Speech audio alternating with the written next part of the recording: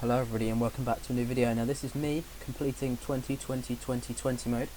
I have literally just beaten it, and this is going to be me voicing over because during this I say a lot of random stuff and the scream at the end is pretty loud, and yeah, because I was pretty excited.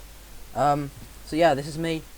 It took me so many attempts to beat this, but I guess I've beaten it now, and it feels really good. So the technique I was using was, I cannot remember who it was from.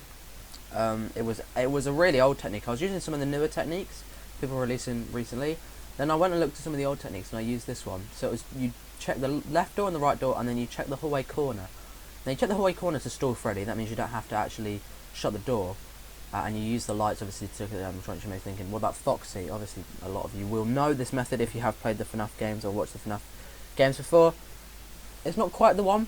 A lot of people at the time were using one where you check the Pirate's Cove and then shut the right door anytime you went to look at the camera, but that would drain too much power.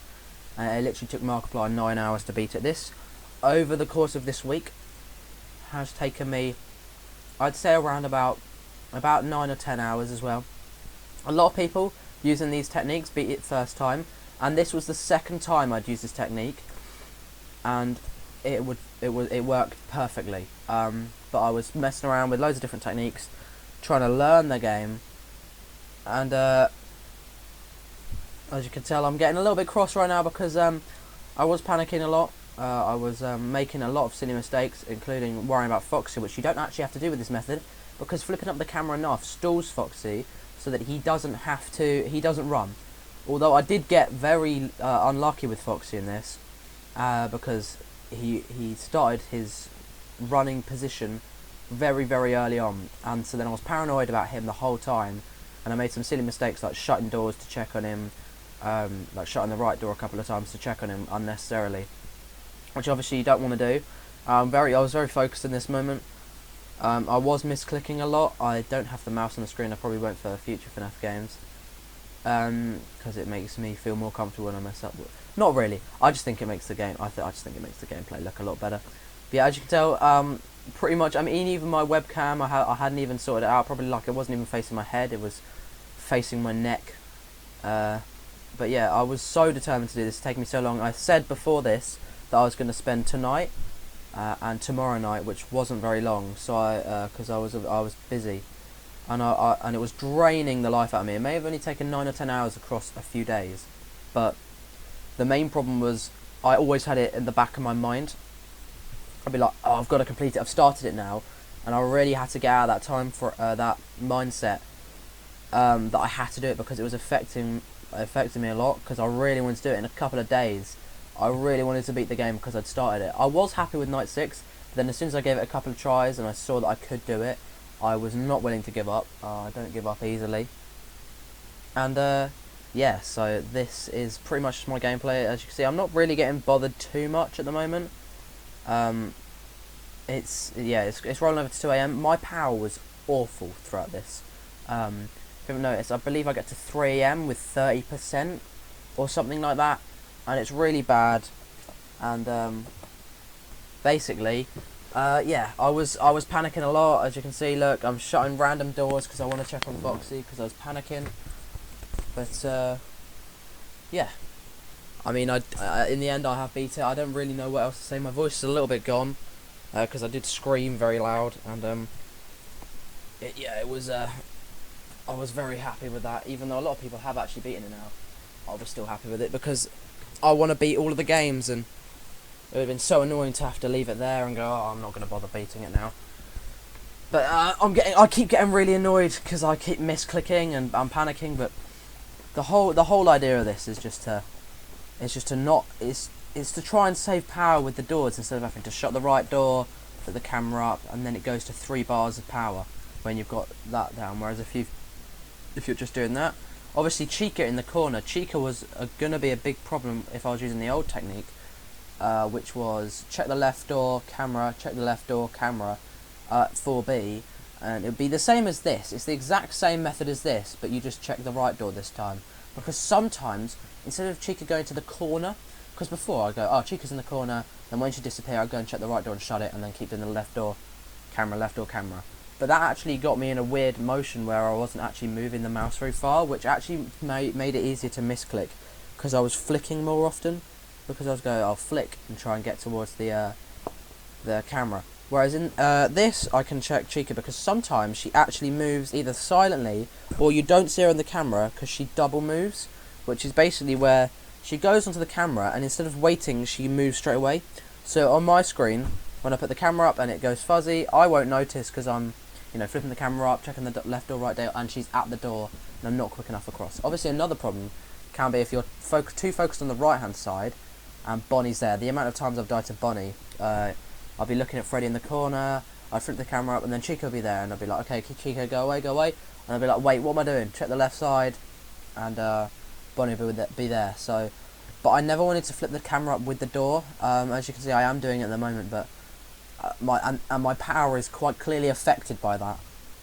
As you can see, I'm on 30%. Luckily, I mean, the power you want, 1 to 2 AM, it doesn't matter really, but 3 AM you sort of want around 50 to 40%, and then 4 AM between 30 and 20% is good, and then 5 AM 20, usually having 10% on 5 AM will just about get you by. I had 7% on 5 AM, so I did get very lucky. I also got unlucky, as you can see with Foxy. Anytime I go and check Foxy, he is ready to run already. He's already ready to go, which really was in the back of my head. I was like, what if Foxy runs? What if I get a jump scare now? I'm at 4 AM. I think the furthest I've made it was 4 AM. I didn't make it past 5 AM, which is why I start properly panicking when I get to 5 AM. And at this point, I'm getting, because when I get nervous, I get angry. So I was getting annoyed because I kept misclicking, and as you can see, my power was going up into the red zone, because Bonnie and Chica were being really annoying at this time. But just having that little indicator that the animatronics are in the corner, because what you can hear actually is the animatronics glitching out in the corner, like the hallway. You can hear that, which is really, really useful. Obviously, Chica in the kitchen's massive, and you hear them with the footsteps, knowing that you don't have to flip up the camera. Obviously, if you flip up the camera and Chica's in the corner and you flip the camera down, and you check the doors, and then no one's there, and you're going to go to flip up the camera again, if Chica moves, she will kill you because you flipped up the camera, and it won't give you enough time. Or if you're lucky, you'll just about get away with it. But in this case, a couple of times, I could hear her walking, and preemptively I looked to the right, and she was there. Had I flipped up the camera, I would have died. So that is a really good audio cue. Obviously, Chica in the kitchen is a massive audio cue. It means you don't have to check the right hand side. I wasn't really thinking about that. As you can see, I got to 5 AM here. This is where I really started panicking.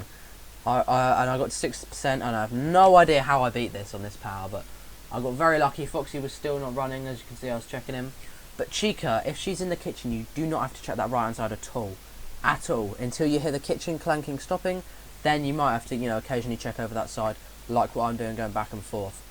But obviously, you can tell this is my first time beating 2020 mode, and this is my first time playing Five Nights at Freddy's at all in general. You can hear me, I'm telling the power to go down at this point. When you get to this point, you want to just stall out. But obviously, Foxy, he was so close to running. I was so sure I was dead. I was literally reciting the words, I'm dead, I'm dead, I'm dead. I was so worried, and then the power went out. And I'm not going to leave you with me, because I scream and shout, and it's really loud. But basically, I was very happy.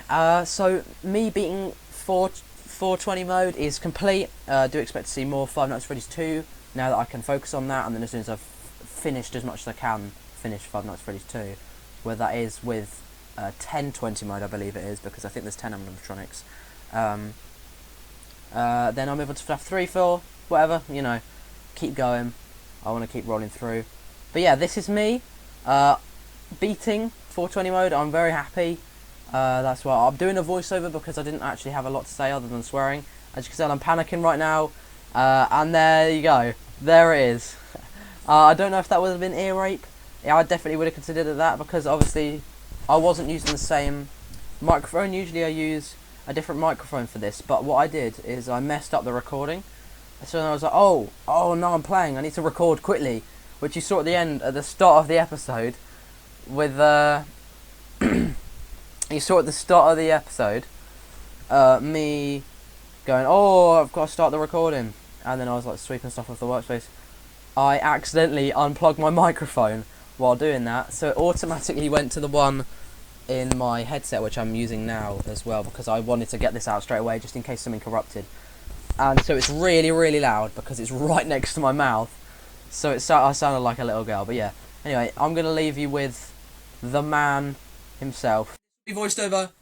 I'll see you next time. Bye bye.